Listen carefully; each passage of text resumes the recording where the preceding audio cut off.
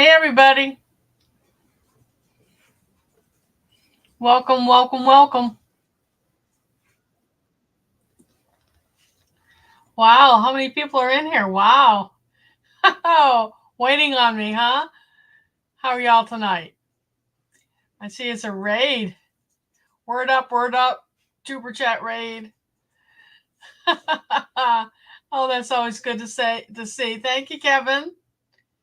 Hey, Jaden, Rebecca, the 70s culture. How many of y'all garden? We're going to be talking seeds tonight and what we got going and what happened today. Hey, cool gamer. Tiffany over at Canadian Family Life. How are things up there, eh? Gabarar. How do you say that? Gaming. Cool butt. Cool beans, guys. Oh, excuse me. I'm going to be drinking a lot. I'm kind of dehydrated. I spent 8 hours in the greenhouse today on my feet. I can barely move.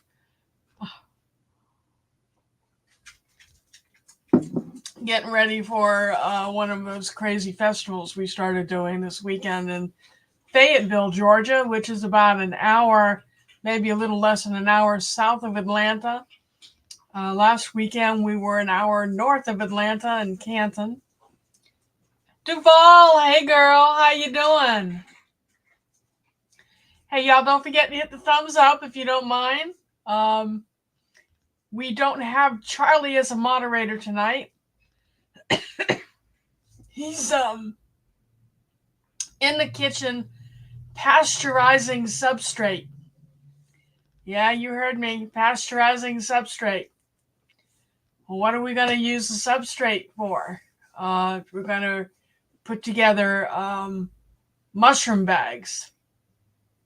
And there'll be little bags about like this stuffed with substrate and spawn for one of a number of different types of mushrooms. I think we have 3 kinds of lion's mane. I just ordered 4 kinds of oyster mushrooms. And we have mushroom logs tomorrow. He'll be drilling holes in those for shiitake, oyster, lion's mane, reishi, and something else. I can't remember. It was like 5 different kinds. Suzanne, y'all give a round of applause for Suzanne, my moderator. She does such a wonderful job here with the chat. Don't forget to hit that thumbs up, y'all. Helps with the algorithm, according to Kevin. I'm learning so much from Kevin on how to grow this channel. So the weather's been interesting. We are having days up to 70 degrees. And we just had 2 nights down to the low 30s, upper 20s, and it's back up into the upper 40s, lower 50s tonight. Let me double check that. It's going to be 54 degrees tonight, 53 tomorrow, and then Saturday back down to 39. You don't want to set out your nightshade plants until the evenings or the overnight temperatures average at least no lower than 50. 55 is ideal. So all the way through April 4th, I'm showing temperatures in the mid 40s, lower 40s on the 28th. So what are the temps where you are? How far are you guys away from being able to plant your nightshades outside? Hey Rebecca, thanks for coming in.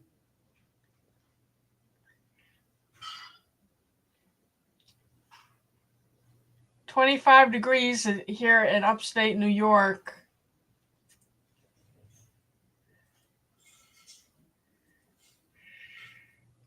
Yikes. Well, you're right on the Canadian border. So I kind of expect that, right? So, hey, 70s, Do you plant anything? Do you grow a garden? If so, what are you itching to get into the ground? Mike's Chaotic Gardening, thanks for coming in. We're talking temperatures, Mike.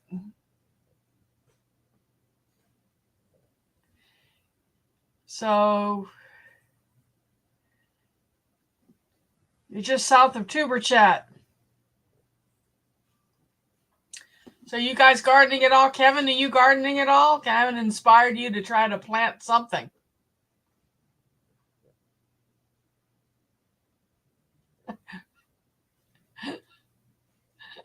She doesn't garden. She get enough of that when she was a kid.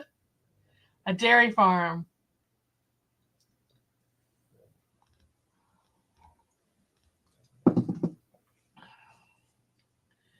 The 25 seems like the magic number right now. Right now, according to my weather thing, it's 64 out there.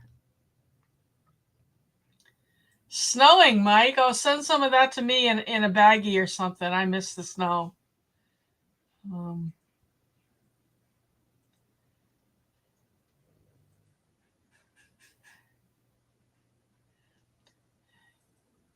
She did all the work outside, did the dishes and laundry.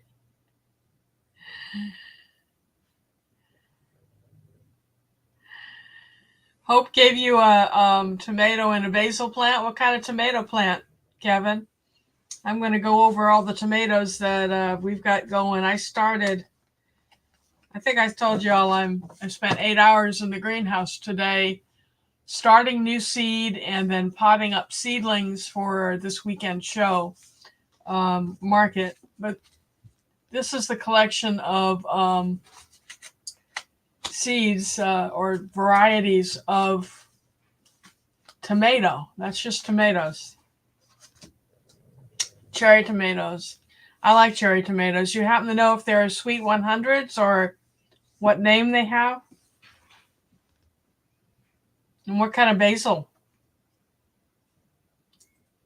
I've got 11 kinds of basil coming up in the greenhouse. They're only about that big. Okay. Thank you, 70s Culture. Come back and visit us sometime. I'll be live next Thursday at 9 p.m. as a premiere, and then we go into a live chat on I Died Near Death Experience. That's I Died NDE if you're into the paranormal. Check us out. Good night. All right, so I get clicking around on these things and I get lost. Cool.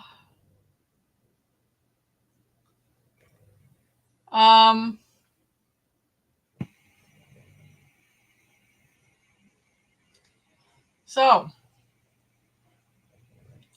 I'm going to share with you the different varieties. And if anyone has grown some of these, would you let me know?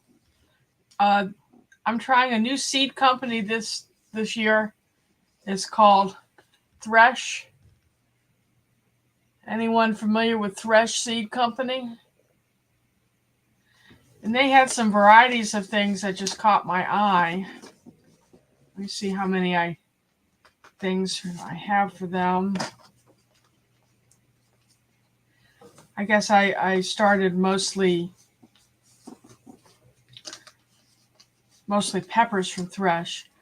But this variety is hillbilly potato leaf. Anybody familiar with a hillbilly tomato leaf tomato? I'm going to look it up real quick for you. It is a yellow tomato with kind of a blush to it. Seed Savers Exchange sells it, and it's an indeterminate. It's juicy and oh, my computer's slow tonight. Okay, it's a beefsteak type of tomato, so it's going to be huge. 1 pound fruit, streaked with red at the blossom end. It's a heavy producer. So I look forward to trying the hillbilly potato leaf. Typically, I'll keep 3 plants of each variety I grow, and I'll be isolating the blossoms, so next year I'll have my own seed. So I'm very, very interested in whether this is going to be high or low acid, because I've got acid reflux and I can't eat a lot of the red tomatoes. Dark Lord, welcome, welcome. Thanks for coming. We're talking maters. So, oh, here comes Charlie. What? I was telling them you're pasteurizing substrate for your mushrooms. I just ordered you 4 kinds of oyster. Would y'all like to hear about the mushroom bags? They're going to be sawdust. Okay, Yeah, sawdust. 5 pounds. I have no idea how many bags 5 pounds will populate. Do you? No, I'm about to look it up. He's looking to look it up. We'll talk mushrooms in a little bit. None of Xander's maters have sprouted yet. That's a problem. Well, he's in kind of a cold area. Well, I guess it's not as big a problem. Yeah. So should I be looking up photos and showing y'all photos of these maters? Anyway, then there's something from Thresh Seed called an opalka, Opalka. Anyone grow that ever? Opalka?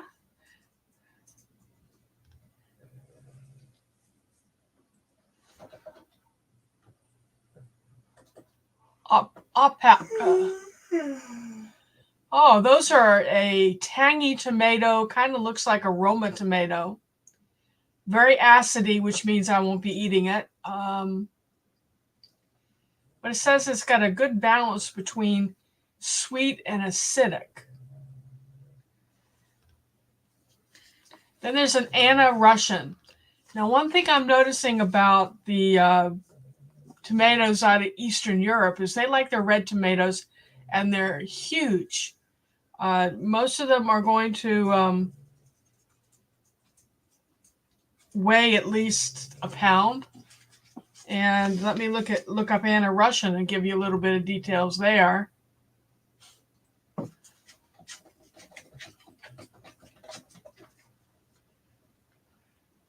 It's of course, all these are heirloom seeds. It matures into a heart shape, 1 pound pink instead of red tomato.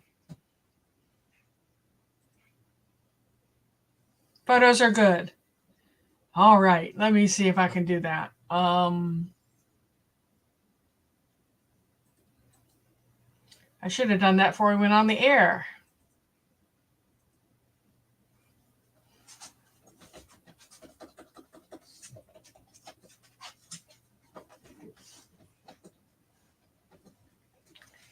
All right.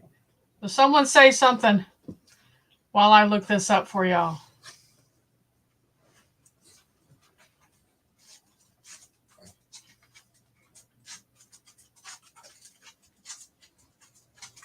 Oh, that is a heart-shaped tomato.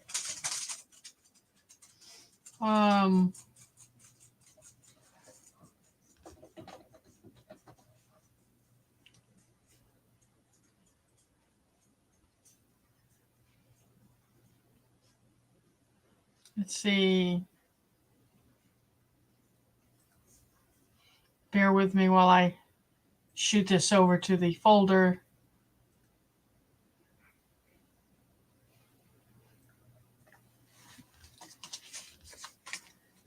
Suzanne, sing and dance a little bit while I'm distracted. Oh, boy.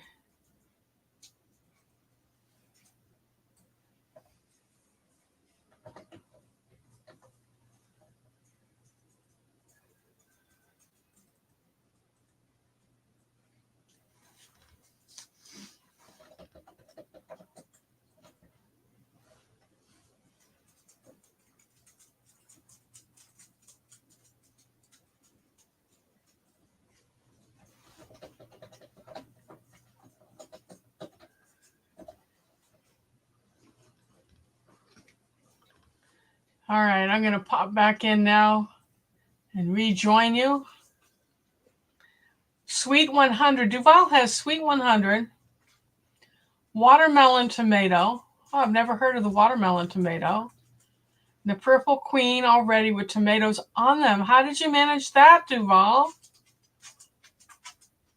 Hi, Rudy. Welcome, welcome.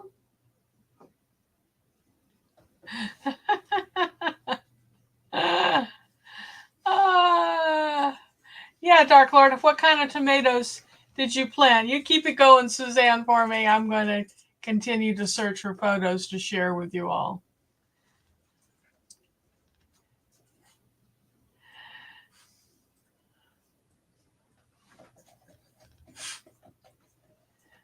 Oh, we all know what a beefsteak looks like, I'm pretty sure.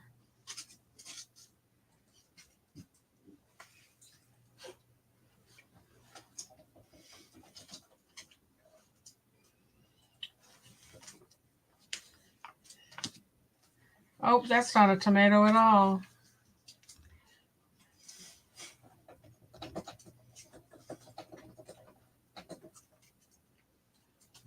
Oh, Lord. I'm not watching the chat. I'm grabbing photos. No. Are you coming in, Charlie? Keep people entertained while I do this? No, not that to go walk the dogs. I swear, these animals.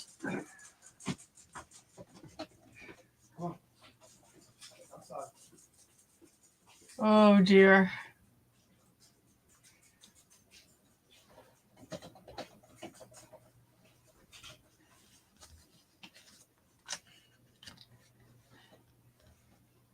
Now, you all know I've got acid reflux. So I've been playing with low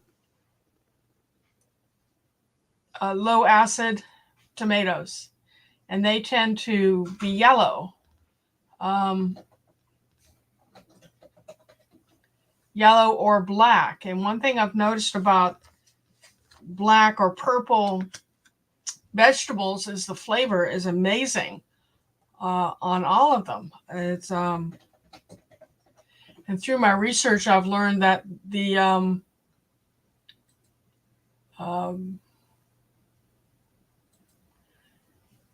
darker vegetables and purple vegetables are higher in antioxidant. So which is really good for you, especially as you age.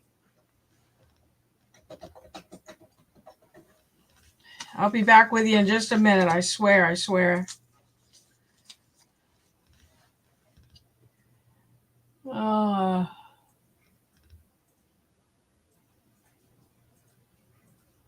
Okay, my computer's going wonky.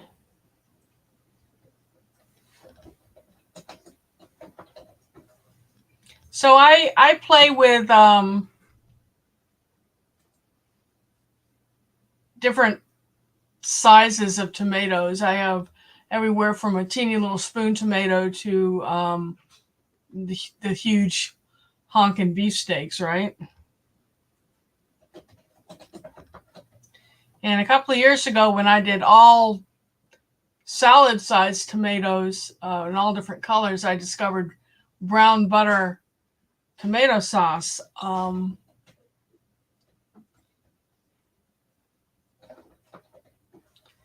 And I liked it so much, we ended up not putting any tomatoes up because every time I had something ready to pick, I'd make this tomato sauce out of it. And it was that good. So remind me when I come back to the chat, because I'm not looking at chat, I'm looking at other windows right now, grabbing photos for you. This is a weird one. Mila.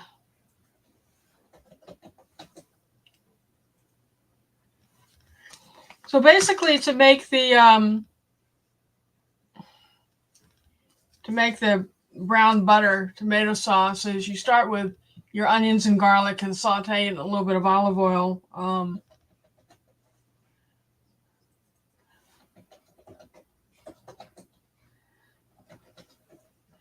And then with the little salad tomatoes, I'd cut them in half and throw them into a deep dish frying pan, right? And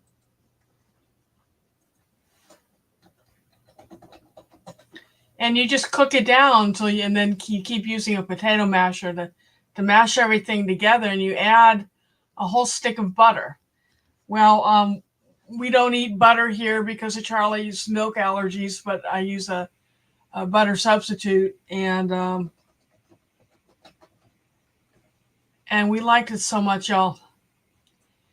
I can't even begin to tell you.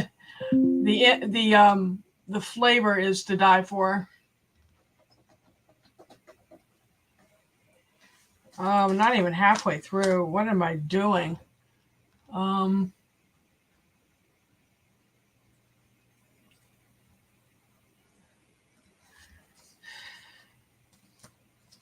Well, here's one. Have y'all ever heard of pineapple pig?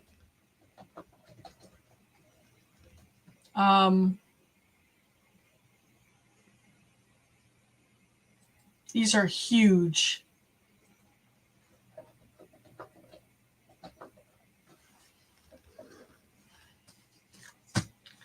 I'm just going to copy a couple more because I'm leaving you all flapping in the wind.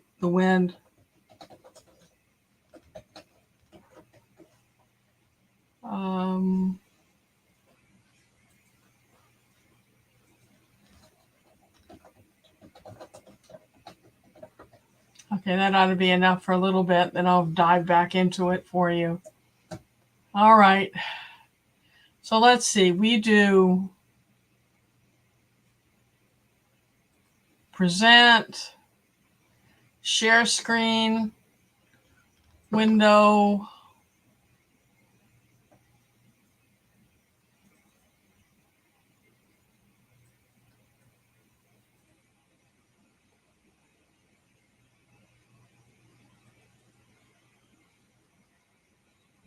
All right.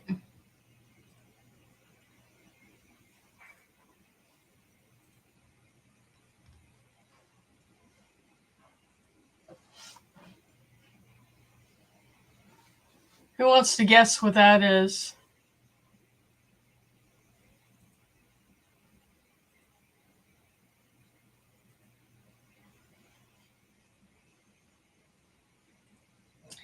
This is the African Togo tomato.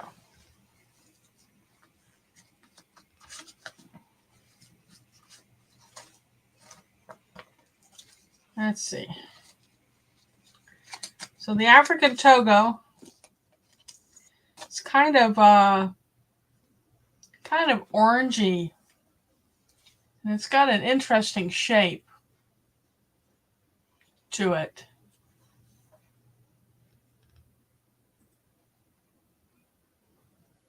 Do I need to make that bigger?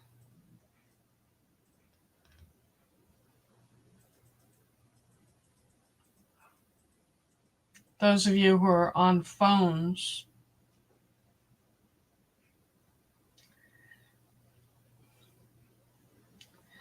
The African Togo I got from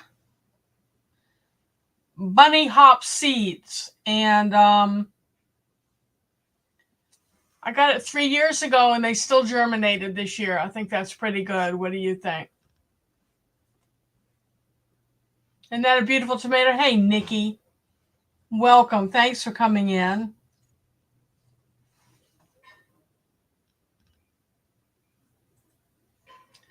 Okay.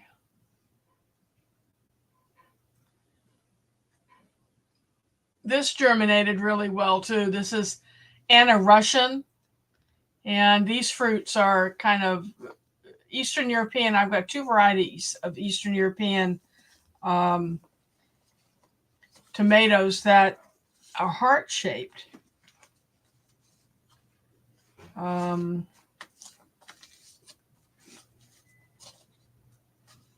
I think I got that one from Baker Creek.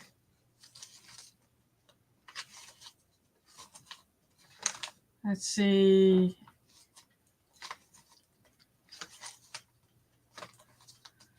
Now I can't find it. It was just here. Oh, no, I got that from Thresh. That was from the Thresh seed company I'm trying this year. And again, they're supposed to weigh like a pound a piece almost. It's supposed to be very, very sweet, very juicy.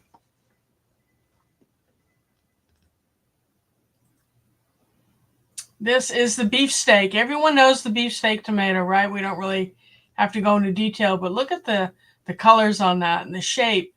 Kind of looks like a 4-leaf clover almost with the shape, doesn't it? This is the Black Beauty. Now, the thing about Black Beauties, their flavor is incredible.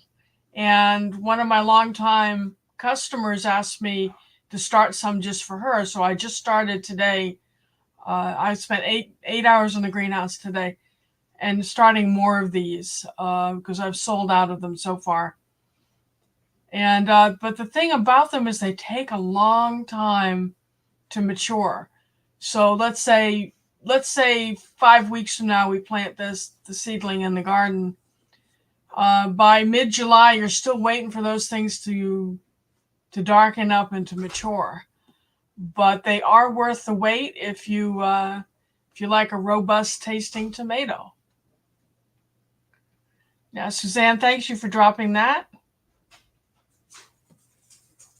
Again, Nikki, the darker the fruit, the more antioxidants it has in it. Here's another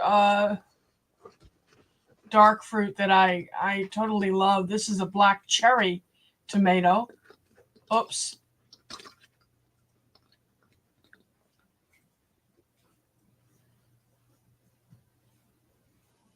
So that's a black cherry tomato.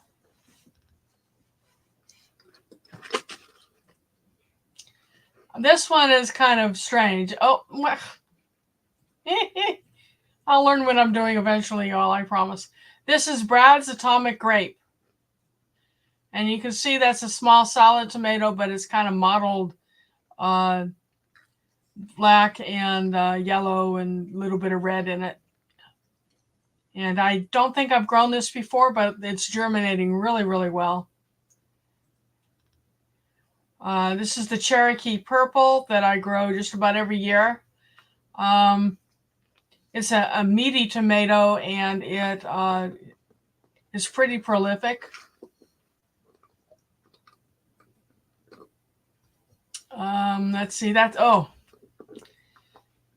hillbilly potato leaf.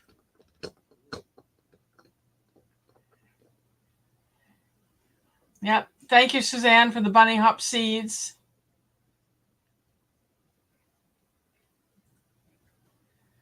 Let's see. This is the Hungarian heart. Oh, I did it again. Again, this is Eastern European from Hungary. It's a heart-shaped tomato, and they'll weigh a pound when they start coming in. If you are interested in the hillbilly potato leaf tomato, that is from Thresh Seed. This is the indigo apple. I absolutely adore this. Really good flavor. It's a medium-sized tomato, but it's got a red bottom and a black top. So very fashion-wise, the tomato has fashion sense. It's really pretty. This is a weird one. Now, I grew these last year. They're called Mila tomatoes, and I never got to try one because visitors to the garden helped themselves, and both four-legged and two-legged, so I'd let them enjoy them. The people who tried it didn't ask if I had any for sale, so maybe they didn't taste as good as they look. Okay, this is the Opalka, and that's from Thresh Seed. And you can see it's a Roma type tomato. It's a sauce tomato, and it's the first year growing that, so I'll have to let you know later in the season how that tastes.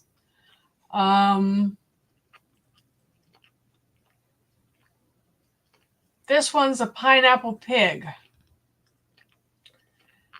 I'm not really fond of the name. I don't know why it's called pineapple pig, but again, these are huge tomatoes. They weigh a pound a piece.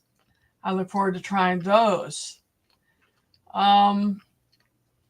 This is called Queen of the Night. Again, I ordered this one because I thought it was pretty. How's that for criteria? It's a medium-sized tomato, and because of the black top, I think it'll probably be sweet.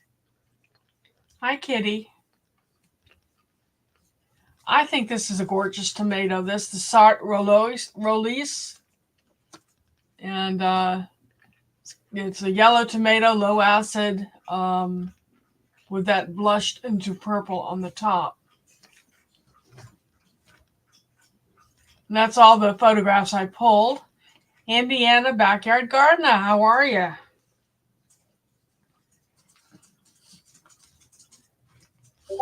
This is Stinker Cat.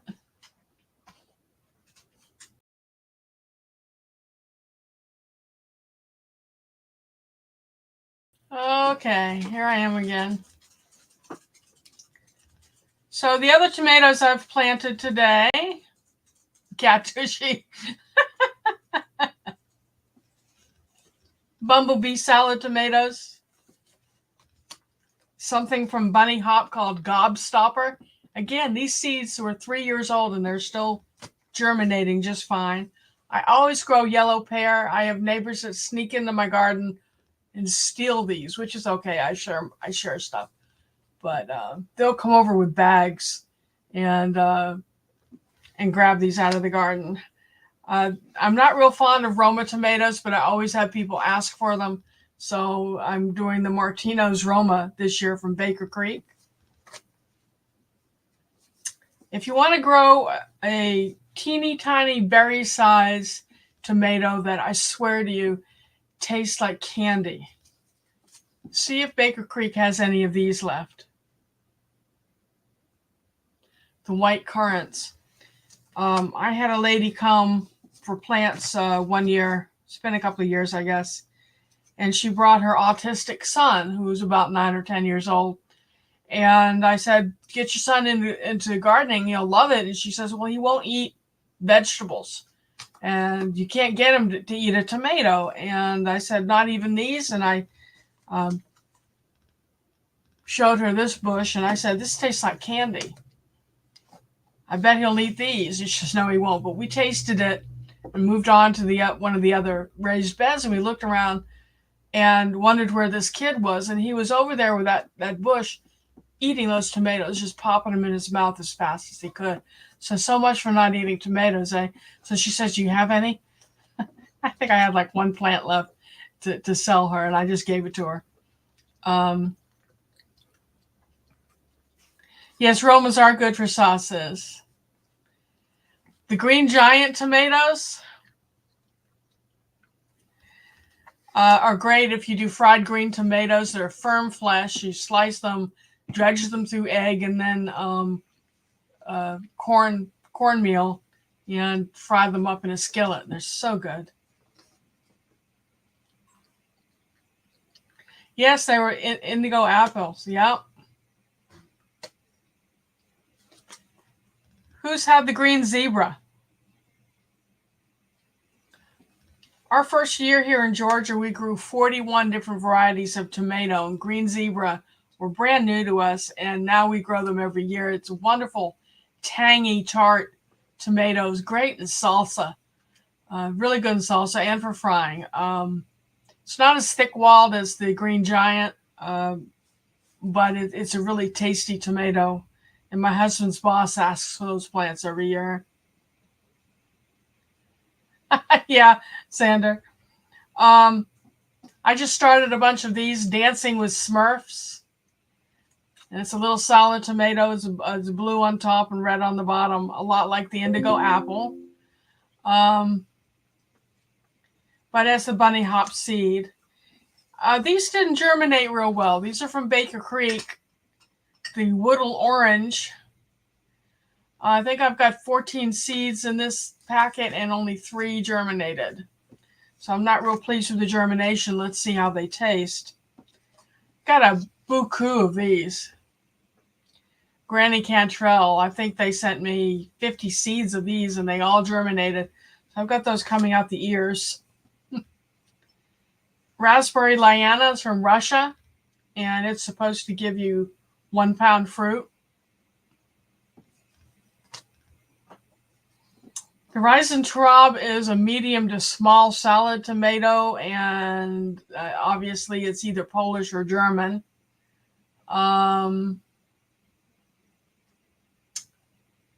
Grows in clusters according to this, but it has a classic cherry tomato flavor. It's supposed to produce huge yields. And this is a new one to me this year too, indigo blue chocolate. Indigo blue chocolate. Cindy Squirrel, welcome. And the last one we have is a Woolly Kate Yellow. I think it's more purple than yellow, but you slice into it, it might have a purple outside, but it's got a yellow inside. Okay. Let me see.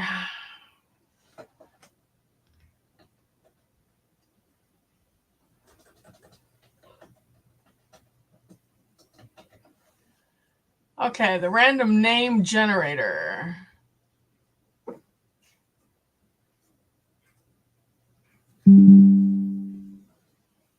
All right.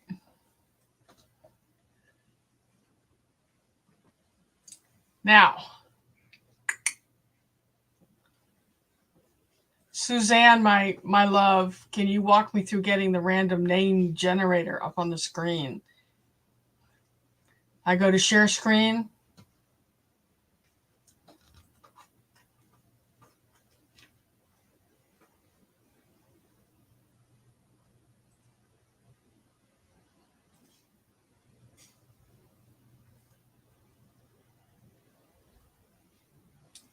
Wheel of Names, share. Did it work? All right. So now that I've got you all primed about tomatoes, I have 4 different winners that I will do.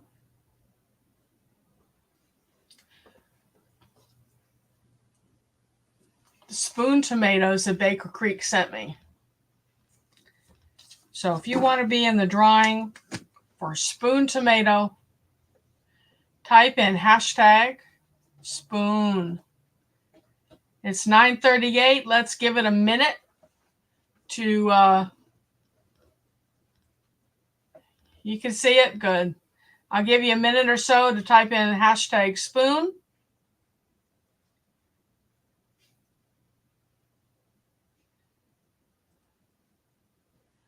Oh, cool. And it all came up, Duval? Cool. All right, so we've got Dark Lord, Indiana.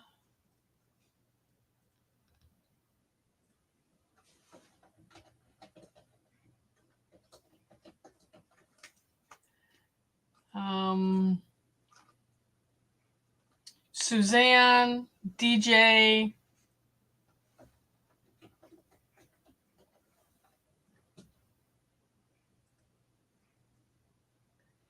Cindy, Duval.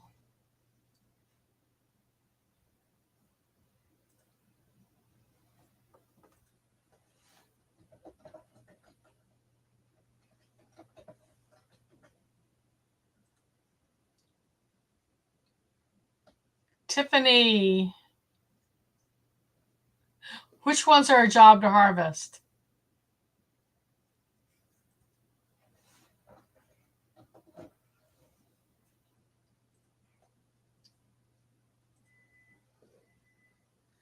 Have I missed anybody?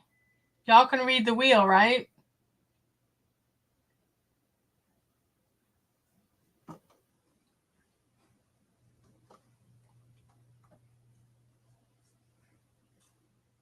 Did I miss anybody?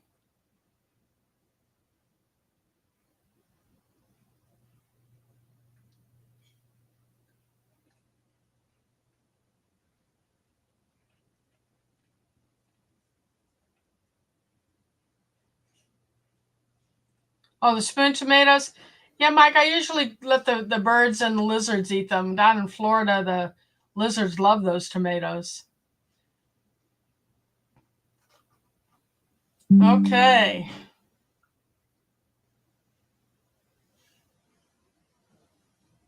Gotta pull the trigger.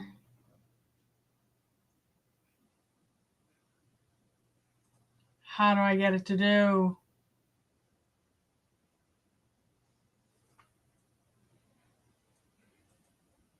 Uh,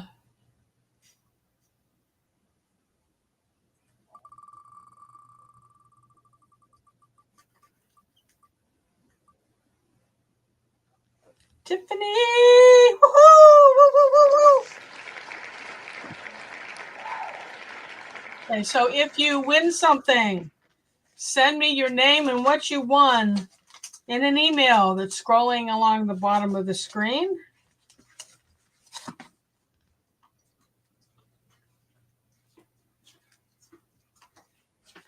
So Tiffany.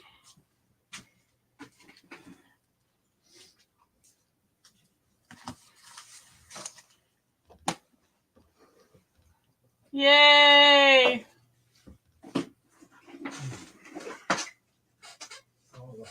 We're going to spin it again. We're going to do this 4 times.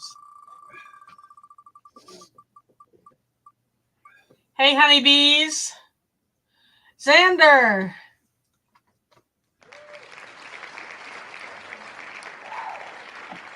Woohoo!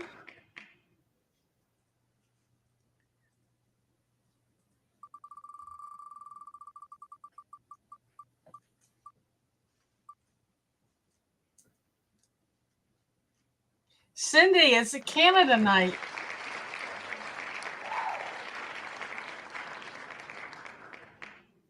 Remember, email me what you won and your mailing address, please.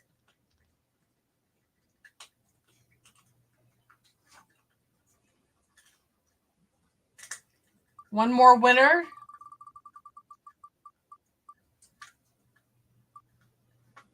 Duval, yay!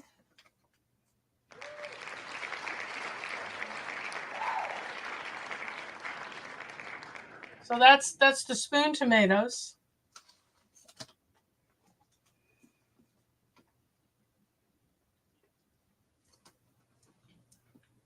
Okay. So, I'm going to take everyone's name off. And while we're on the subject of Tommy Toes, let's see. I'm going to go shop, let you shop. 3 people shop at Baker Creek for 1 packet of weird tomatoes. So what we'll do is we'll type in #weird if you want your name in the drawing. It's going to be 3 drawings for weird tomatoes from Baker Creek. It's 9:44. Let's give it to 9:45 or 6, depending upon where we are in the cycle for the minute. So type in #weird. And Indiana backyard.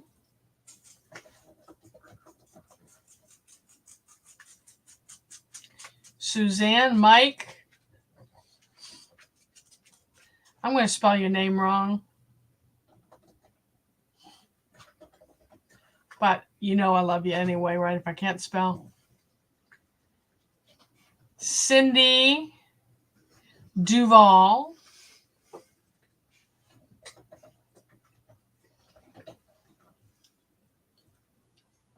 Oh, where is this?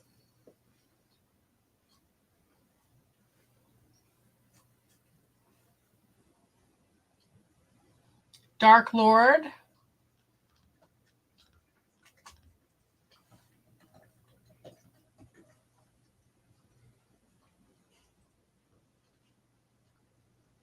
No one else want a chance to go shopping at Baker Creek Seeds?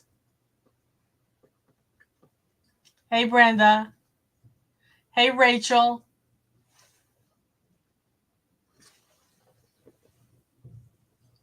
Brenda and Rachel were drawing for a shopping spree at Baker Creek, being able to pick out one of the interesting varieties of tomato that you missed out on. Nikki, you don't like tomatoes? You know, just because we're buddies doesn't mean you can't win something. Mike and I are pretty close, and he wins stuff. Okay, there's Brenda. Brenda's being weird.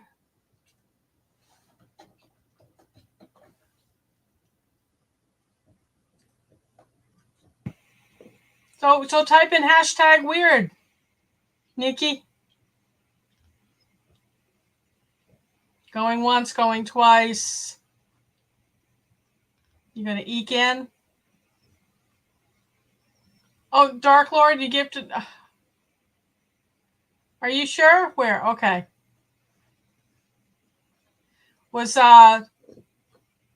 Did Dark Lord gift you the spoon tomatoes or shopping spree? I haven't done the. You put your hashtag in for the weird, Tiffany? Okay. So Nikki gets the spoon tomatoes. Okay. All right. I'm going to pull the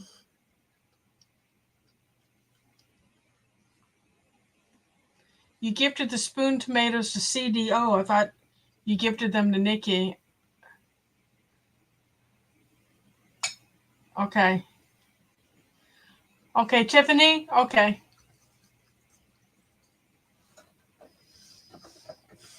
Y'all got to keep me straight now. I'm gonna pull the trigger.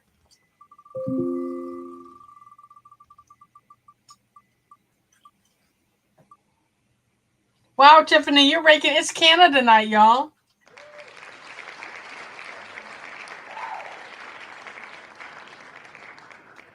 Okay.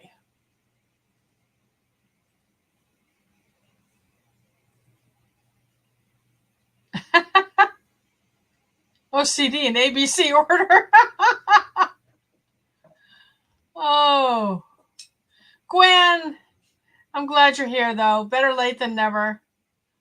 Tell everybody what you got in the mail, Gwen. Y'all, should we allow Gwen to get on the wheel for Baker Creek tomato buying? Y'all decide. Gwen, you like tomatoes? Yay again, says Tiffany. Yeah. Yeah.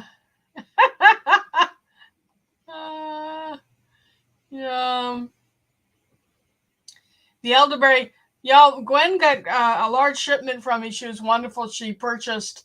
What did you purchase, Gwen? She purchased the two elderberry cuttings, a couple of pens that my Afghan refugee did that's going to feed his family for a couple of weeks.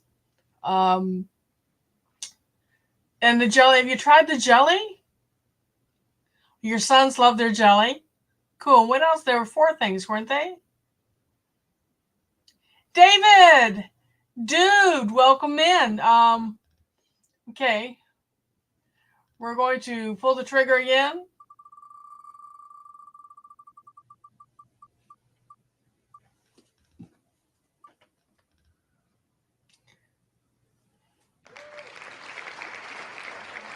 Dark Lord.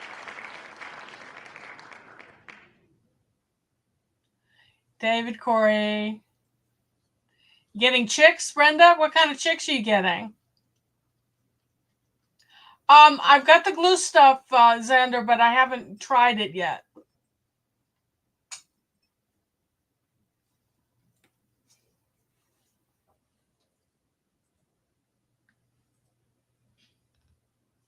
Got one more drawing for tomato shopping.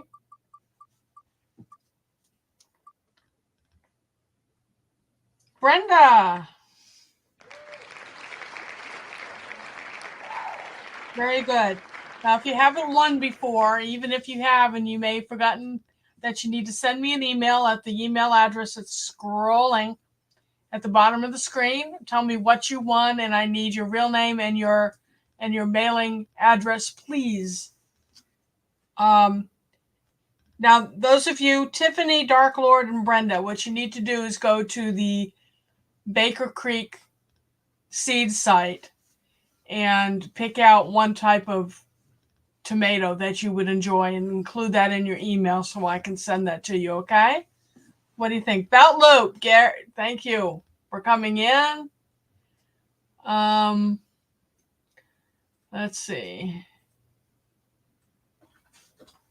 Okay, so more show and tell here.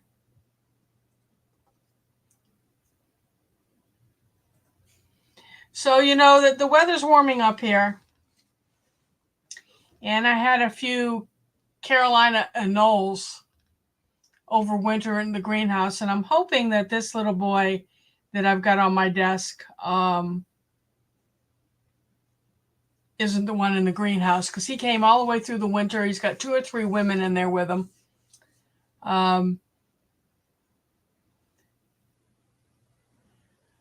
Hey, CC, welcome. You just missed a couple of drawings for tomatoes, maters. But welcome in. Anyway, so what we have here, can you see him? See him looking out? He's looking at the camera. When I first took him away from Morris the cat, he wasn't looking so good. He was all black, but he's moving around now and he's watching the computer screen. But I'm going to keep him overnight, make sure he's okay. And if he's okay, he'll go back into the greenhouse. Cat ate his tail and was about to crunch down on his head when I saved him. I've got a soft spot for any piece of wildlife. So I'm in there today starting the tomatoes and taking my little pepper and tomato seedlings that were, like that big.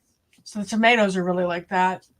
And stepping them up into variety packs. Last weekend we went to a 2-day festival in Canton, Georgia. And I had this bright idea to put different types of tomatoes into 6-cell packs. So there would be a red tomato, green tomato, a yellow tomato, and then 3 types of salad tomatoes, little cherry tomatoes, just to see if people would buy cell packs like that. Man, did they fly off the shelf. So I spent quite a bit of time today putting together more variety packs for this coming weekend. So if you're in Georgia, you come on down to Fayetteville. It's like from noon to 4 o'clock, I think, is the festival. And we'll be there. It's supposed to rain in the morning, so hopefully by the time things get started at noon, it'll be clear and people will come out. Because, Gwen, you're the best sale yet. Thank you so much. And I hope you're happy with everything that you bought. But Canton was a bust. I didn't make the money it cost me to put the booth up. Now, here's the kicker.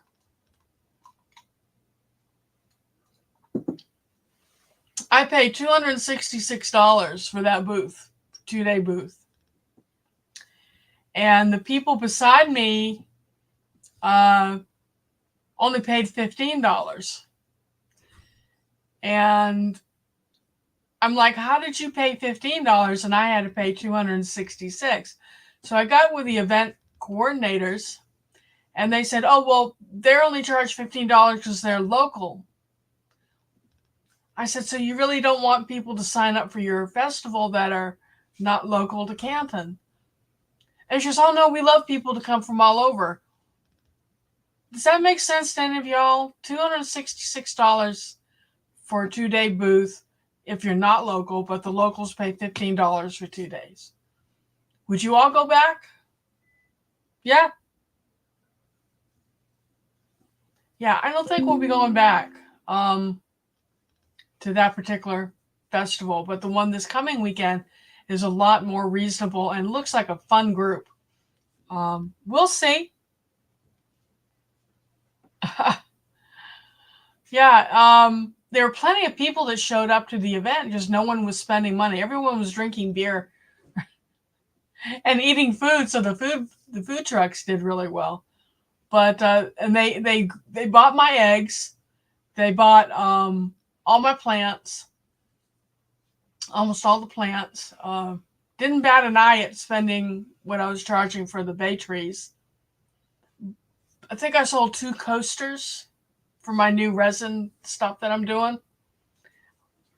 Almost sold out of the jelly, but I didn't make $266 on all that. My big my backbone is the charcuterie boards, the cutting boards, and the cheese boards, but people didn't look at that. I was just really disappointed, and I don't mean to badmouth, but $266 versus $15, I just shake my head. Yeah, Gwen, I was told to take it up with the mayor. So should I call the mayor?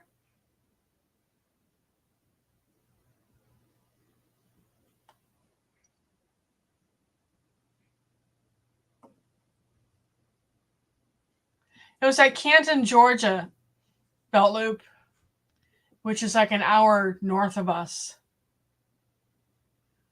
So what would you say to the mayor of Canton if you were me? What would you say to them?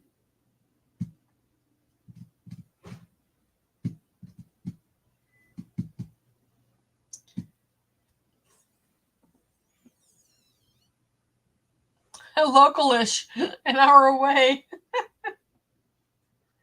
Yeah, I think that's a ripoff. Hey, Bud Files, welcome in, welcome in. So, about midway through the day, the greenhouse started vibrating, and I thought to myself, "Oh no." We had gone into one of the beehives, I think it was a week ago today, maybe, and Charlie took out one of the sheds that had a queen cell on it and some of the brood and put it in a box. It's called making a split, which means you're trying to discourage the hive from swarming by creating another hive in advance of it. And then you take some of the bees from the larger hive and you put it in the smaller hive. And that is taken. They're coming and going and they're happy. So when the greenhouse started vibrating, I'm like, oh, please tell me that's not a swarm. And I poked my head out the door, and that same hive, the bees had started swirling. And what they do is probably half the bees that are there will come out, and they start swirling around the hive and buzzing. And it's really loud. And once the queen comes out, they kind of create like a tornado, a vortex. And the queen will fly up into the center of the vortex, and off they go to go try to find another place to establish a hive. Well, if you catch it early enough, you can stop it. So I got on my phone and I called Charlie, who works from home, and I just said one word to him, swarm. And he goes, I'll be right there. And he put his bee suit on. He came out, and I'm standing there ringing the bell. And if you've watched videos in our video library, you'll know that you can call a swarm to you or call them back to the hive by clanging on, it's like a triangular dinner bell. And I'm clanging on it, and here he comes. And I saw the queen come out on the porch of the hive and crawl down under the lip. And I showed him, she's there. She's right there. And so he tried to find her, and he goes, I think she's gone back into the hive, but I'll go ahead and split it again.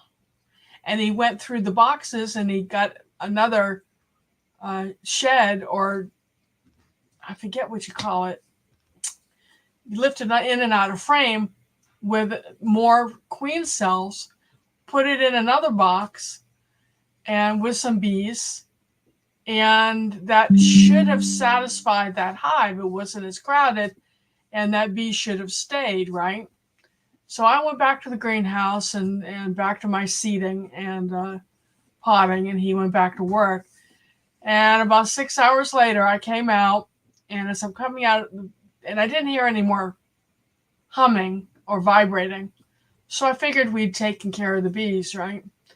Well, I came out, and in the tulip magnolia, tulip magnolia tree that's on the other side of our privacy fence going into the front yard, there was a mass of bees on a limb of that tree.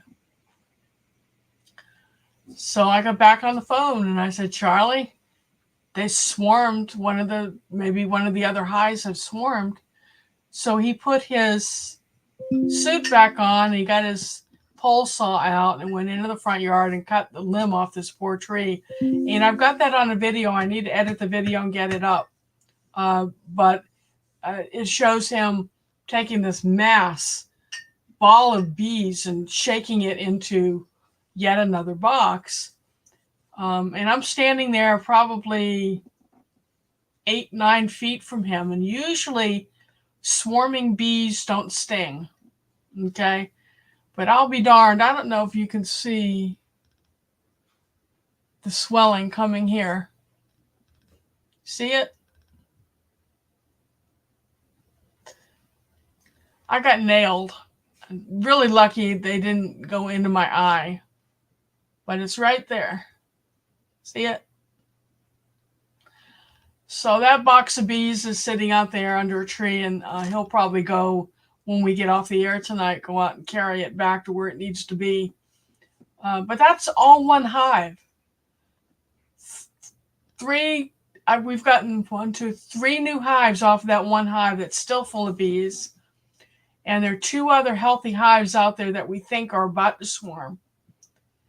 The trick is catching them early enough before they fly off into the wilderness. But it looks like it's going to be a busy spring with the swarms. Just I hope they don't swarm while we're at the fair, the festival this weekend.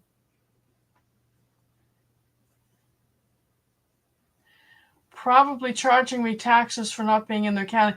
Now, when you go into the festivals, Gwen, you charge everyone the taxes for that area, and then once a month in the state of Georgia, you've got to do your taxes to pay your state taxes for what you sold. So they get their taxes. Yeah. The light over my shoulder shining in the camera so you can't see. You mean right here? Want me to try to turn that off and see what it looks like? Okay, let me see.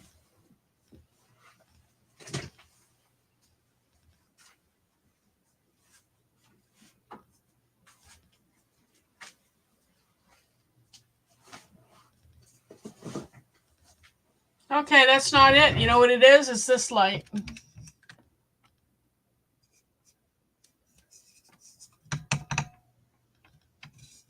How's that? Look at my bird feather hair. Huh. Wrong light. But can you see me better? Do I look better in the dark? Yeah, okay.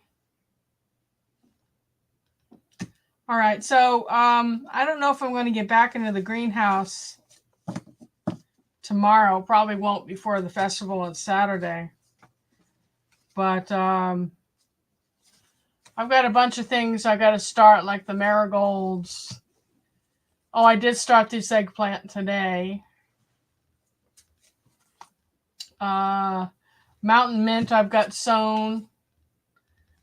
Doing a lot of marigolds for companion planting this year.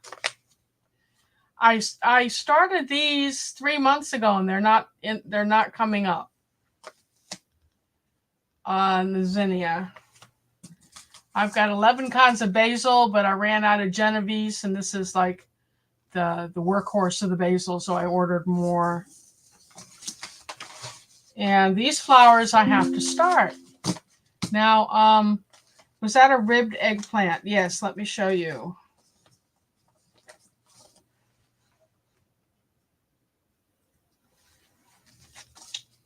This is Charlie's favorite eggplant, and I was looking for it. And at first, when I first started looking for it, David, I couldn't find it. Charlie asked me to find it. But finally, Baker Creek got some in, and that's a really mild eggplant. He likes his eggplant stuffed. He likes baba ganoush, if you've ever had that snack from the Middle East. That's basically you roast your eggplant over a fire till you blister the skin, take the skin off, put the eggplant in a blender with a little bit of sesame sauce. It's called tahini, garlic, lemon, or we use apple cider vinegar because he can't have citrus, and olive oil, and you whir it up and then serve it on pita bread or crackers or dip your vegetables into it. It's really good. Maritz's Yarn and Crafts, welcome.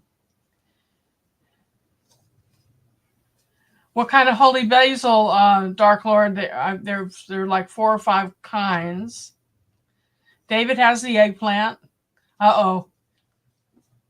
What are you saying ooh about, Adrian?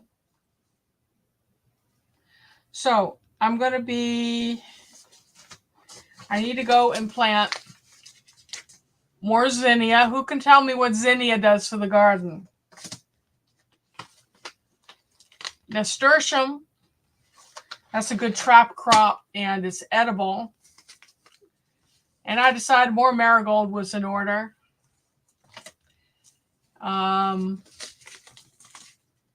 Zinnia. I thought this zinnia was different looking, so I got it. I thought it was cool. And here's a selection of zinnia. I got zinnia on the brain. But who has heard of stocks? Stocks is actually a vegetable in Japan. Very good, Nikki.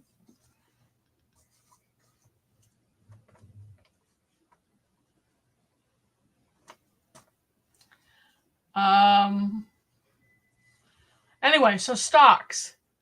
They kind of look like gladiola a little bit, but you can eat them. And while you're growing them, look how pretty. That says brown. I think that looks more like raspberry. And then they have a white.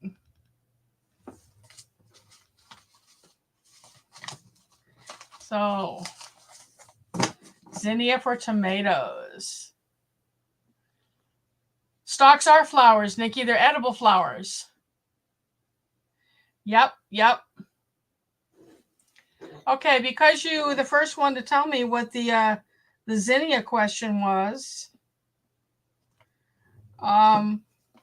Nikki, go on to Baker Creek if you would and pick out a either zinnia or stock and email me and I'll send it to you. How's that? Were they pretty?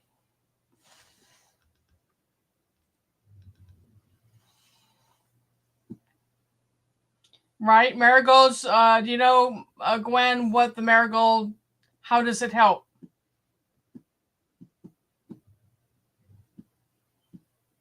Gwen, if you can tell me how the marigold helps, I'll let you go pick out a marigold. Can you hear her Googling?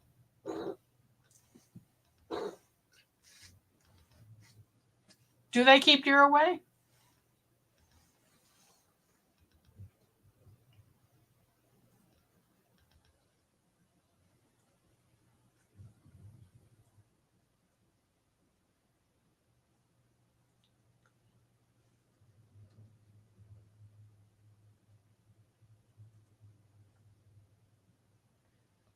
Ay.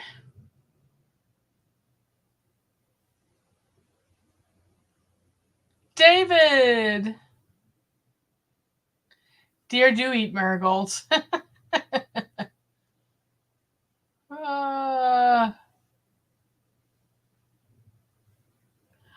Something ran past my screen. You gotta see, where was it? It was orange, which means someone was talking to me. I don't know where it went. I think Belt Loop said something, and I totally lost it. Every time, Canadian Life, Family Life says BRB, and every time I see that, I think they're burping.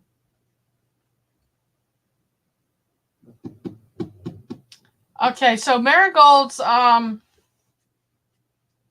fight nematodes, or they repel the bad nematodes. Like some nematodes are good, some are bad.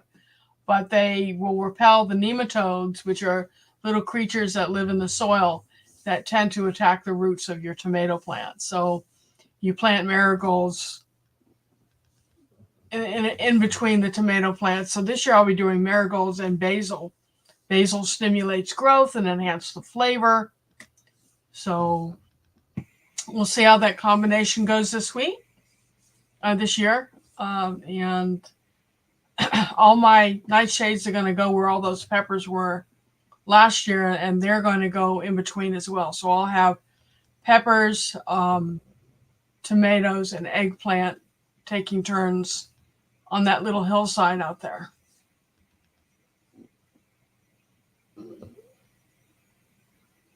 Oh, I know, Mike, that BRB is be right back or AFK away from keyboard. I use those all the time, but I can't help it when I see BRB to think burp.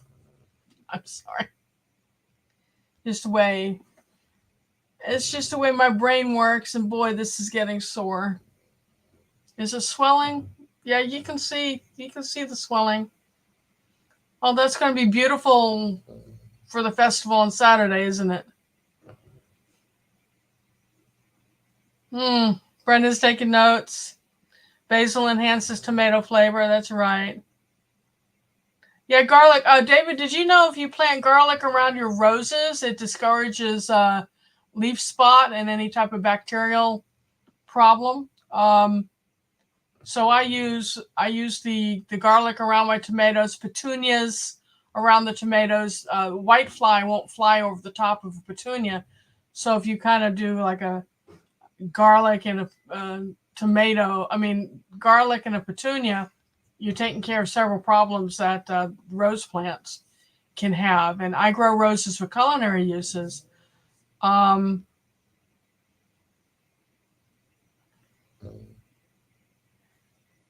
These help me like Botox.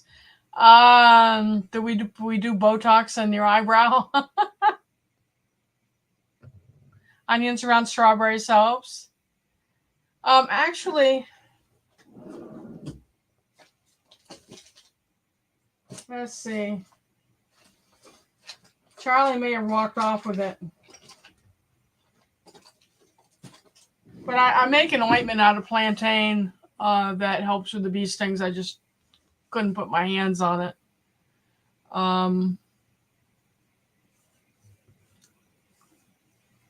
Sting therapy. Yeah, I'm not a candidate for sting therapy, that's for sure. Now, I've been stung the last couple of years more than I've been stung in my life. And it kind of makes me wonder why all of a sudden the bees are stinging me when they didn't for years. So it kind of makes me nervous.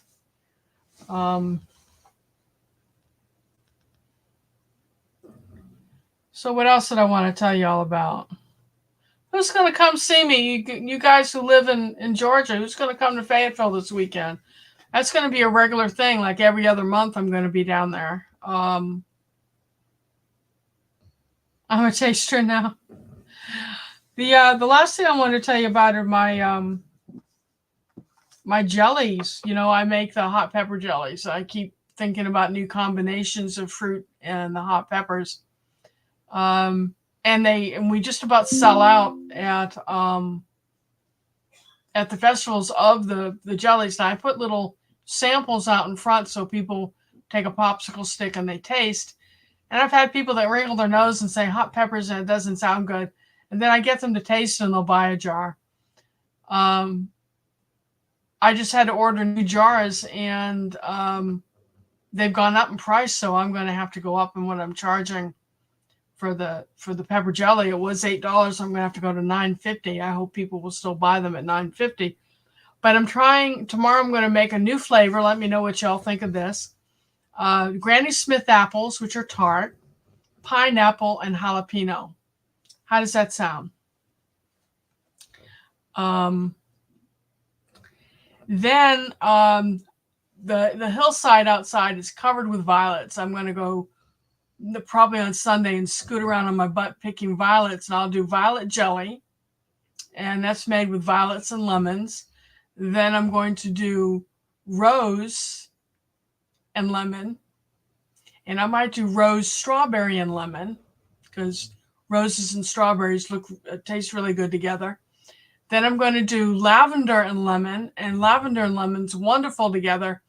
In fact, when you make lavender lemon sugar cookies, those are to die for. So another one I want to do, and y'all just let me know what you think of these ideas, is a basil jelly. Now, when I grew basil last year, I didn't separate it. I put all the different kinds of basils together in the same jar. So it's a mixture of lemon, lime, holy basil from India, cinnamon basil from Thailand, and the Italian basil all in the same jar. And I'm wondering what that would taste like in a jelly. What do you all think? Give me some feedback if you don't mind.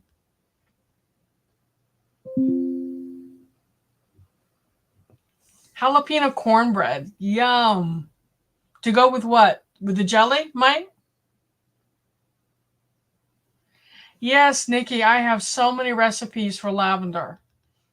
I've got a cookbook called The Diabetic Gourmet, and it started me on the baking and cooking with lavender blossoms. I had always used it for tea, but not actually in my cooking. And the recipe was for orange ruffy, or some fish that is a thick fish that's kind of white and flaky. And what you do is you get Grey Poupon mustard, and you put a layer of that on the fish, okay? And then you grind up with a spice grinder your lavender blossoms, so you have about 3 tablespoons of lavender blossoms, and you sprinkle that over the mustard and pat it down, and lower the fish into cooking oil that goes maybe 1/3 of the way up on the fish, and you cook it very gently till it's almost all the way done. Flip it over briefly to cook the other side, and then flip it back. Meanwhile, you melt a stick of butter, add a 1/4 cup of honey, which of course we have from the beehive, and another tablespoon of ground up lavender blossoms. You mix that up, and then you take potatoes that you've been boiling, slice them, fry them in the fish oil, okay? And then you serve that with your lavender fish and drizzle that honey, the honey lavender sauce over it, and then asparagus on the side. And that is kind of a gourmet meal. Serve it with a little bit of white wine. But I caution you, if you do that, if you do it like for dinner party, you need to make sure your people aren't driving too far home, because the lavender's a sedative, and they'll be under the table before they had dinner anyway. But Starbucks has lavender latte right now. And Suzanne, you've never tasted those, huh? They all have the unique ambiance, but I'm finding that a mixture of the basil is really delicious in what I've used it in. I've even made some tea and it tasted good. Lavender powder in your smoothies. Have y'all ever had bubble tea with little bubbles of flavor that kind of look like fish eggs? And they're put into like almond milk or something, or tea. We have a new bubble tea shop in the next town to us here in Loganville. And I went and tried, and they had lavender bubble tea. And they were serving it in tea, and they were serving it in lemonade. So everyone pairs lavender with lemon. It's kind of funny, belt loop. You get it in your mouth, and all I can think of is frog eggs or fish eggs. But they're fun to pop. Boba tea, is that what you call it, Brenda? Boba tea. Have y'all tried it?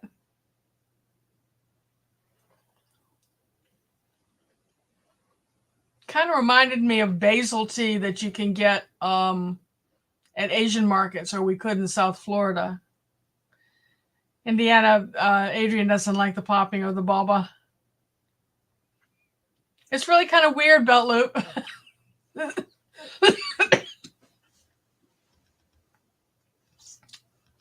Yeah, I don't know. Do they have any boba tea tea shops where you are, Suzanne? Hey, Hudson, growing with Hudson. Welcome. Seeing some people we haven't seen in a long time. From a root? I thought it was like a tapioca type thing. So, Adrian, do you have problems with different textures and food textures?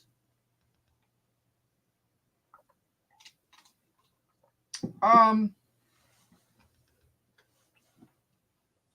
you eat, Adrian, can you eat tapioca? Is that kind of gross to you?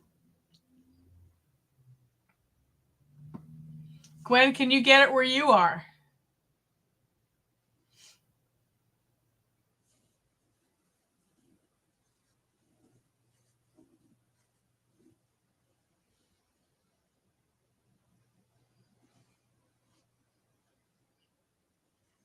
Okay, I'm making mental notes of gifts not to send to Adrian over in Indiana.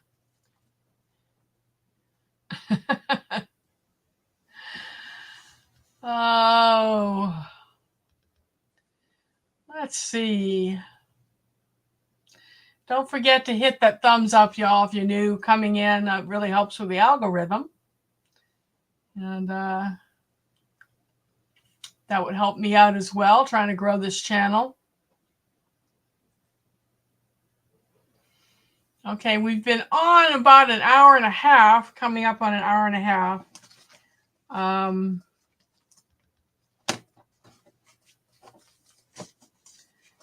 Let's see, I haven't given anything out from Amazon in a while.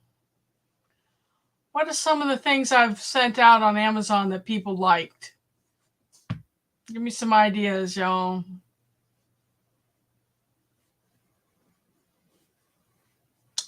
I've done little plastic seed starter things with the domes. Done little heating mats.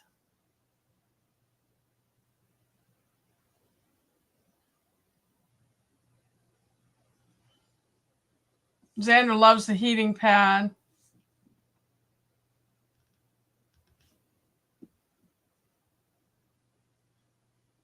The books I've done, I would have to pull a book. I know I sent out The Humane Gardener, which is a book on how to live with wildlife in your garden instead of killing it or being awful to the animals. It talks about how to garden with wildlife. Those of you who got the book, did you read it? Mike, did you get that book?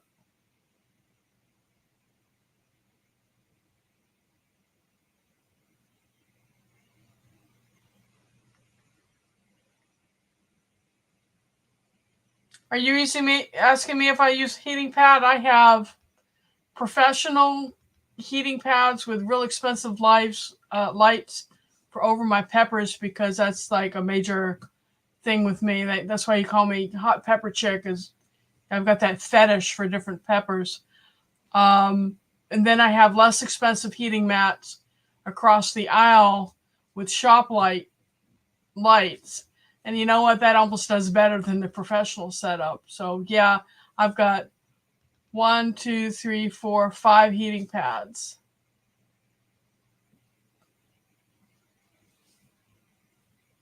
Dang fat. Nikki loves getting on Tammy's side of the bed because she keeps a heating pad on her side of the bed. Nikki, are you sleeping over there with Belt Loop? I know Nikki's his dog. So let's see. Was the book worth reading, Mike?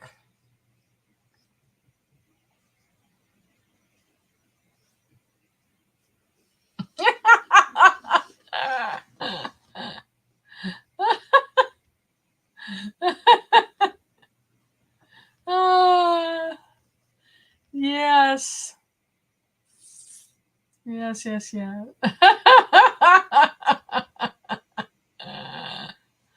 That's funny. Oh. Hey, where's David Gray tonight?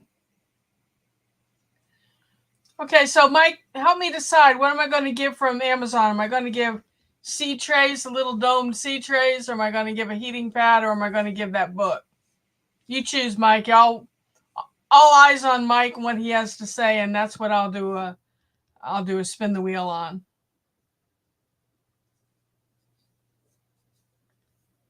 Nikki said pause. Yeah. Oh goodness. Come on, Mike. Mike's thinking. I can hear you thinking, Mike. The domes are timely. Okay. So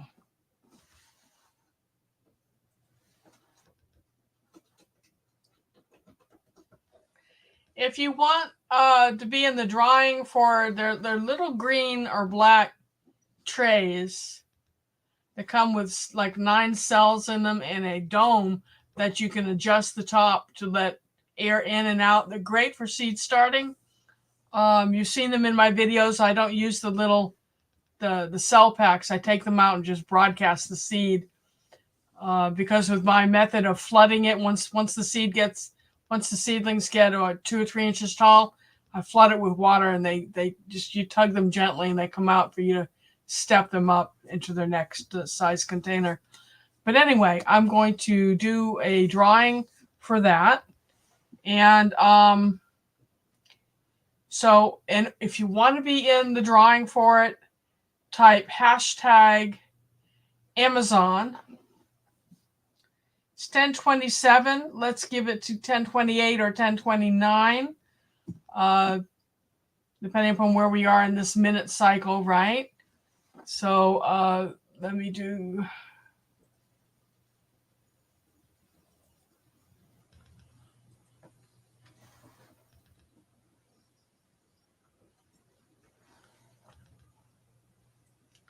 I'm not going to put this back up on the screen because it just takes so much work to do that. Okay, so we're going to do Suzanne, Dark Lord, Brenda.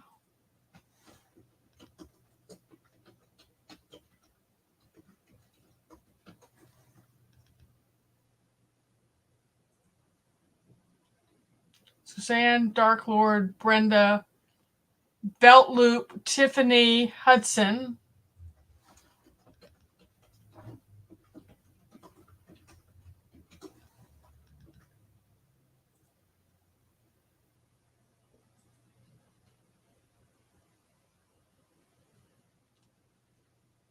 Nikki,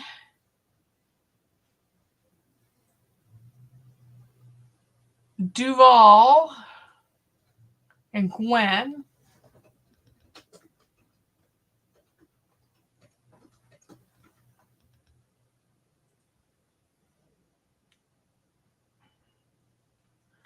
Okay, so we're going to stop the entering the hashtag Amazon. Let's see if I can figure this out again. Share screen.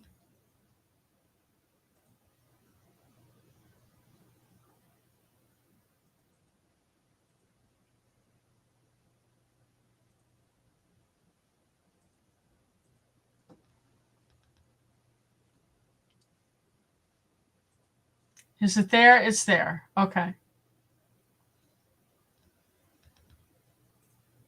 Ready?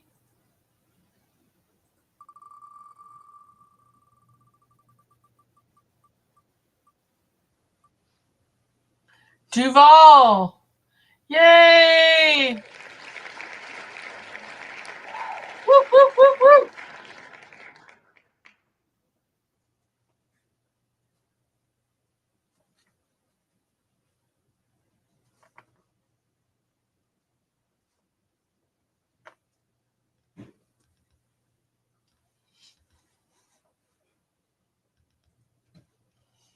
Alrighty.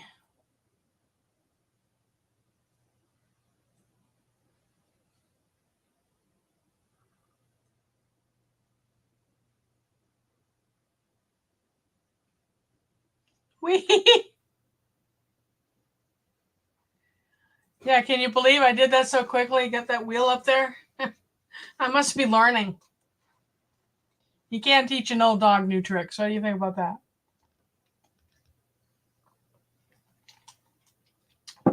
Final thing I want to thank you all or tell you all about is mushrooms. You know, Charlie is really into mushrooms. So we do mushroom logs, and he created a walking trail for me out back underneath the trees. We've got the back part of the property is it's a combination of hickory nut and pine trees back there. And I'm scrolling, hold on.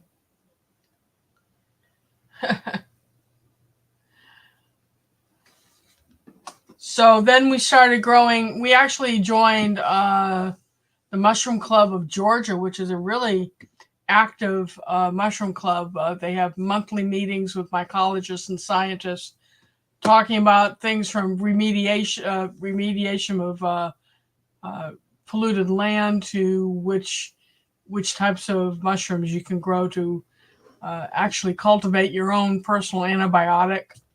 And it's just really interesting. And then, like Saturday, they have what they call a pop-up foray. When you've had a little bit of rain during the week, they'll take people out on the weekend to someone's property that's agreed to let us come. And everyone goes out with their basket and their picking knife and their little brown bags. And every time you pick a mushroom, you put it in the bag so the spores don't get on the other mushrooms, because some mushrooms are edible and some aren't. And you don't want the spore from a poison mushroom to get on your edible mushroom. So we go out and you forage for like an hour, hour and a half. Then you come back and you sit, and the mycologist will identify the mushrooms and show you how to identify the mushrooms and which are harmful and which aren't, and how to cook the ones that are edible. And it really is a lot of fun, especially if you like science. So we've been cultivating mushrooms here on our homestead for years, and we've decided to start selling mushroom logs, and they're selling really fast. And Charlie, right now, the reason he's not in here tonight is he's pasteurizing some substrate, and he will be inoculating bags with, right now, lion's mane. And I just ordered spawn for 4 different kinds of oyster mushrooms. But right now we have lion's mane. Who in here knows about the lion's mane mushroom and what they taste like and what they look like?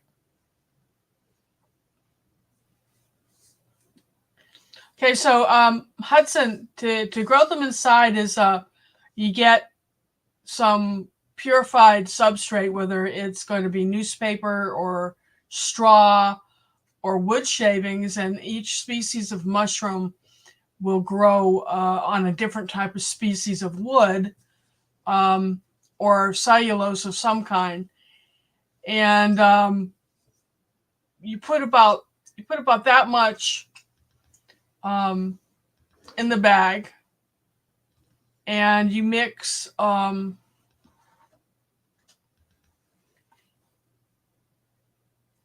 certain amount of spawn in the bag, and you mix it all up. And every day or so, you'll take the bag and you put it in your pantry or in a closet in your home. And you go in every day and you mist it with not with tap water, because that's got chemicals in it, but either with distilled water, or the water that you get for humidifiers in your home. And it takes about 10 days. You'll notice the mycelium growing out, and the bag gets full of this white stuff. That's the mycelium, or that's the actual mushroom plant. And then you take a little knife and you cut little slits every now and then in the bag, or sometimes you'll actually see the mushroom, the fruiting mushroom, pushing against the plastic, and then you'll want to do a slit, not into it, but just to open the bag. And what happens is the mushroom pops out of that hole, and usually it takes 2 to 3 weeks to start being able to pick your mushrooms, and you'll have fresh mushrooms for a period of time. You'll be cutting them off and cooking with them, or cutting them off and drying them and storing them in a glass container. And you should get 3 to 4 what they call flushes of mushrooms per bag. So the spores aren't flying around your house; they're in the bag. Yeah, I still have the wheel up belt loop because I'm leading up to, if anyone wants to try the lion's mane mushroom, but I'm waiting. Oh, isn't that sweet? He'd rather see me. Okay.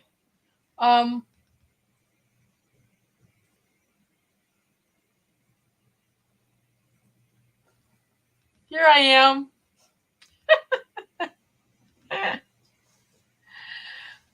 Okay, if you would like one of these lion's mane bags, I'm going to see if I can send it to you.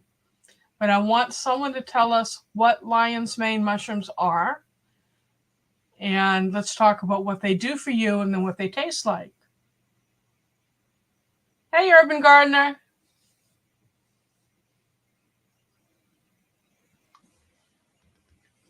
So, anybody looking up lion's mane mushrooms?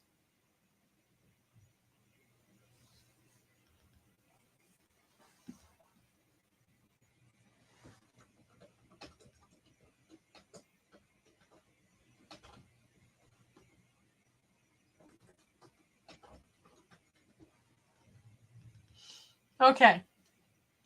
Now, those of us who are getting older, and me in particular, the lion's mane mushroom helps you with your memory. So cognitive impairment, it'll help you with. It helps with depression and anxiety. It helps you recover from nerve injuries, stomach ulcers, heart health. It helps with diabetes, cancer prevention, and lower inflammation markers. So it's quite beneficial. In fact, you can buy lion's mane supplements in a pill form. But Duval's seen people use it as meat in recipes. It tastes like seafood, kind of like crab or lobster. So you can stir fry it with vegetables, or put it in soups, chunked up into soups.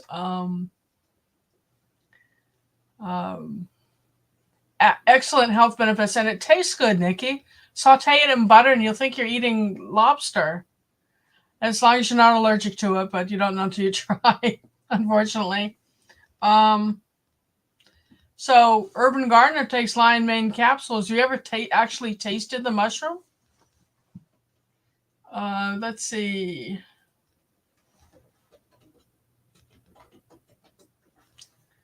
I'm going to show you all a picture.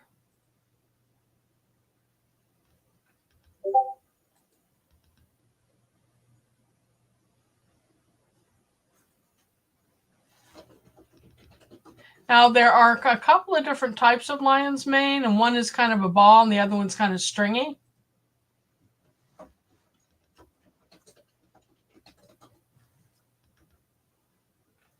And I've got spawn for like 3 different kinds of them. I'm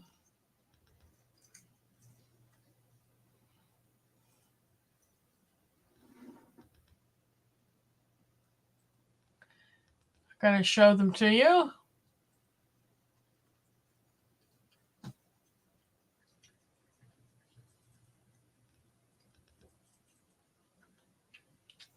Okay.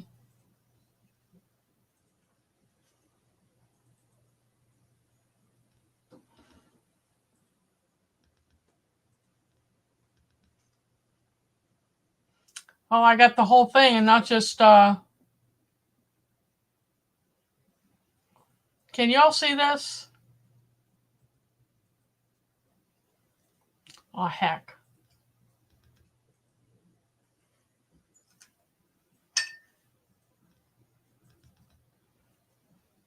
Try this again.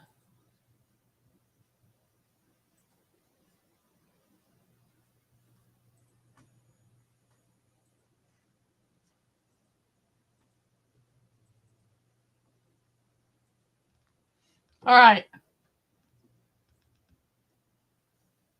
You see how that's kind of like hair? That's one form of lion's mane. And we usually see these way high up into pine trees. And it blooms or fruits during the cold weather. So you might, if you live in a colder climate, you may be able to go out and see this. You look up way high in pine trees or on fallen pine trees in the woods. Yeah, it looks a lot like coral. Looks like a mop. Yeah, it does, David. Let's see. There's the other type. It's kind of more of a ball. Kind of looks like someone's butt cheeks, doesn't it? We've got spawn for this too. We've got spawn for the 3 different forms of lion's mane.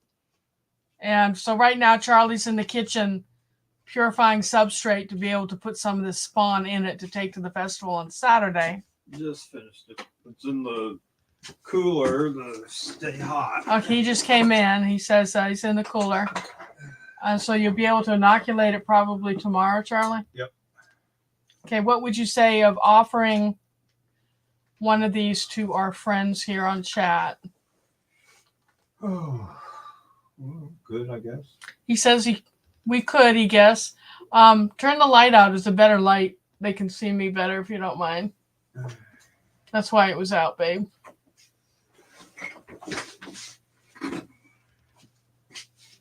He's so nice. All right. Or breast. Boobs that have been pushed together, David.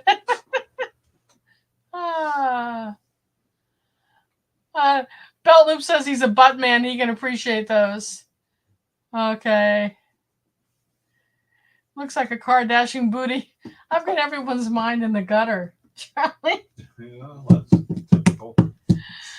Am I muted? I'm not muted.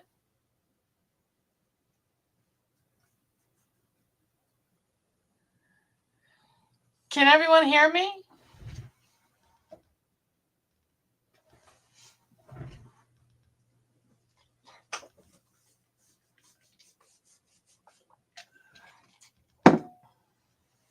All right. So, with that quick discussion on lion's mane, if you want to try, we're going to try to send one bag out, just one bag. The $20 value will probably cost me $14 to mail it to you. It's 1044. We're going to give it to 1045 or 1046. Type in #mushroom. Hey, God's Desire. How are you?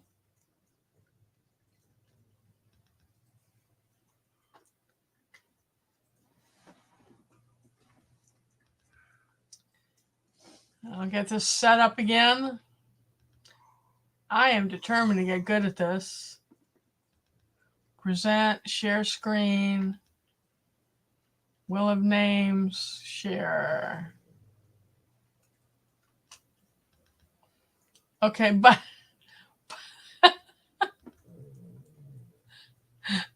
Brenda, Mike, Nikki.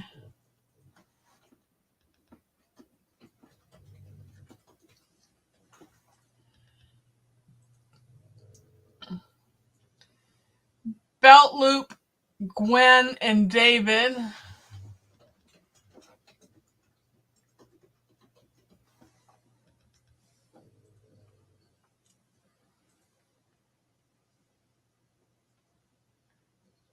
Tiffany, I don't think I can send them across across the border. It's one of those things that you have to have a special license because it's a living mycelium. So I'm sorry. Okay, Duval, God's Desire.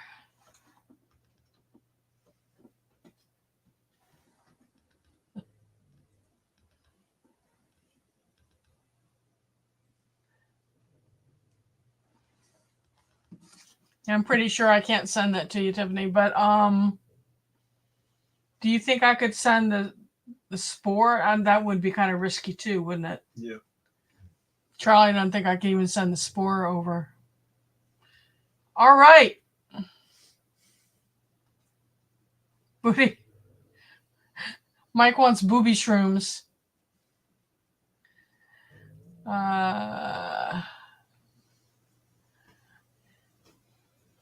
Yeah, because Tiffany, I don't even think that the mushroom spawn people that we buy from will ship to Canada. I think there's a disclaimer on their site.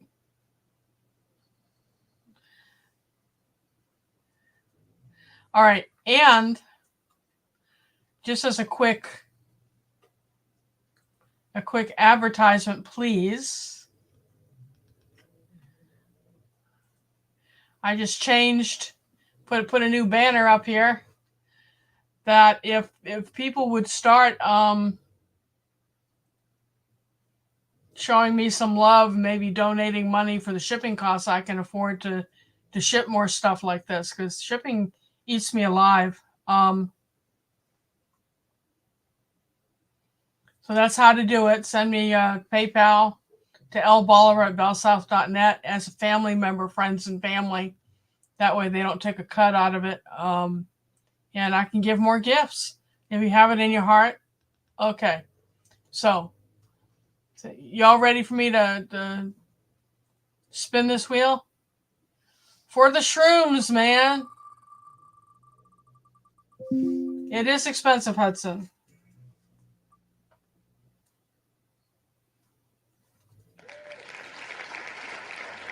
Oh, God is getting some.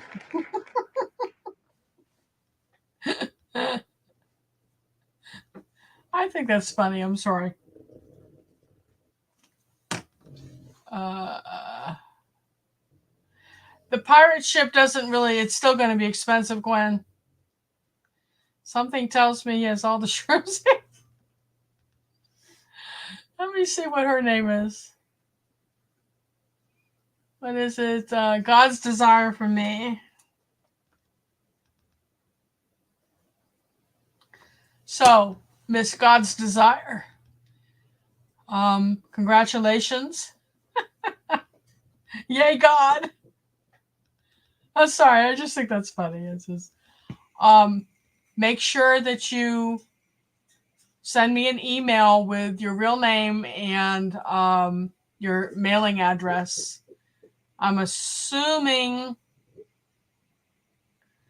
Well, I'll look into it, Suzanne, but last time I looked in it, it wasn't that much of a difference. But I'll look into it. But still, any help I can get with, shipping costs. So if you donate money, make sure you say what for, saying shipping.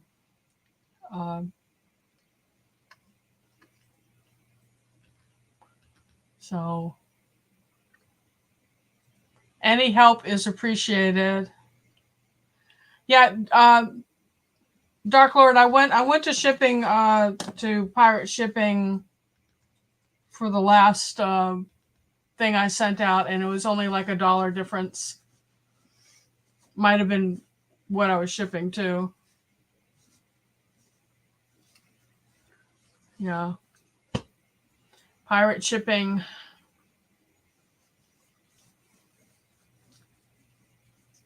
Pirate ship was pretty easy for me to set up. You can do a couple of dollars here and there would add up, quite possibly.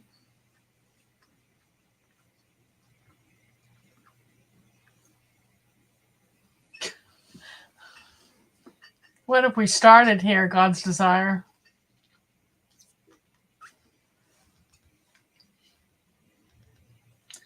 So we've been on for 110 minutes, according to this.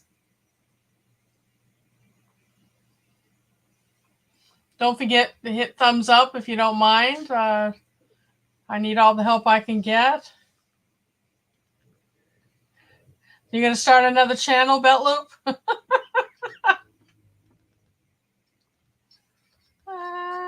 Be looking for God's main man.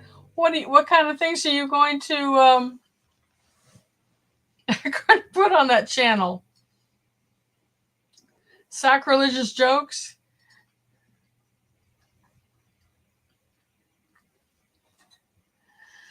Oh. Oh God, it's him again. If you show up at the pearly gates, what would you like to hear them say to you? Welcome, you get the fluffy cloud? I don't know.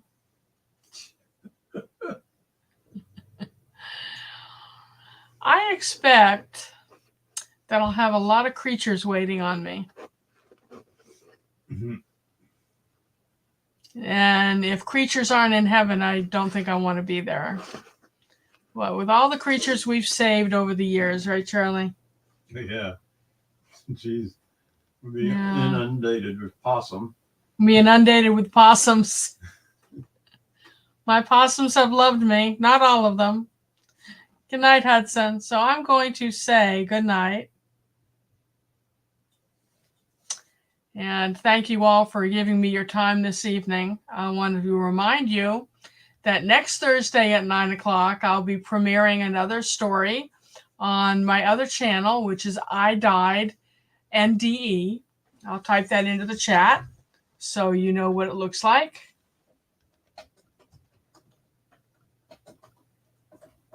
NDE stands for near-death experience. And I'll be sharing a story, whether it's one of my stories or one I pull from the net. And we'll have a premiere and we'll talk about it. And then we'll pop over into a live stream for people to share similar experiences. Hopefully come up on the panel with me and we'll share. And if you're not comfortable with your face being on it, we can just can show your like hands or something. But we're growing the channel and we've had a good response. So I look forward to seeing some of you there. Hopefully all of you, if you're not triggered by the subject. And then the first Thursday in April, of course, we'll have our usual live here. And I'm thinking of doing the same format of doing a premiere video and then discussing what was in the video. I've been thinking of doing premieres on this channel, focusing in like next time doing plantain weed and talking at length about plantain and how to use it. So what do you all think of that idea? And Indiana Backyard Gardener has a seed swap. That always goes really well for her. Y'all have a good weekend. I'll be in Fayetteville, Georgia, getting a sunburn and hopefully selling lots of things. So y'all be well. Remember to tell everyone that you love them every day. You never know when it's too late to tell them. Heal broken relationships. Don't let someone go to their grave with a hurt relationship, whether it's family or friend. And that's all the preaching I'll do to you. Hey, Adrian. So until next time, be well. See ya. Say goodbye, Charlie. Bye. He says bye.